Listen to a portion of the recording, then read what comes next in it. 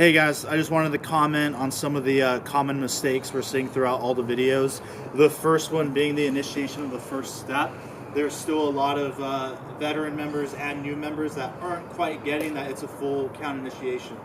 Okay, so what we're looking for is in an 8 count count off, 5, 6, 7, 8. On 8, we're starting the motion. And it should be a fluid motion into the first step, whether it's forward or backward. Okay, so one way to think about it is 5, 6, 7, movie into 1, movie into hit. Okay, because we're moving on that 8th count, not any later and not too soon. Okay, the other thing with that initiation is a lot of us aren't rolling up the heel and then kicking the foot straight forward or straight back, but rather just kind of sticking the foot out, almost like a straight leg style of marching. That's not what we're doing here. Okay, remember the weight stays on the right foot. We're standing up nice and tall, movie and hit into the articulation. Okay, the second biggest mistake is with the backwards technique. A lot of us, and I've seen Bobby comment a lot of people, and he even posted the picture of it. Okay, a lot of people are doing this where the leg is straight. The heel might be up, but the leg's straight. That's not what we want. Remember, it should be a bent leg. The heel's at 90 degrees. From the hip to the knee should be a straight line, and then from the knee to the heel, we go out at the angle. Okay, it's not this. It's not a full extension. All right, make sure that knee stays bent.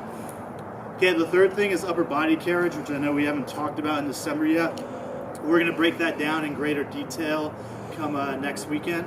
Okay, but all we've got to just make sure we're doing for now is just standing up as tall as we can. I don't get the sense that everybody's really reaching up and lengthening the spine and expanding the space between the pelvis and the rib cage and having their hips back.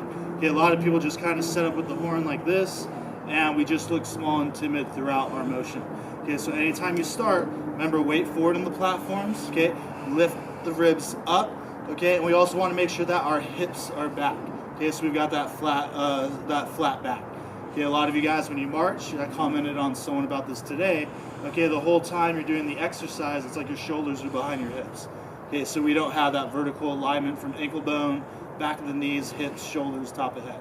All right, our goal is to have that vertical alignment at all times. All right.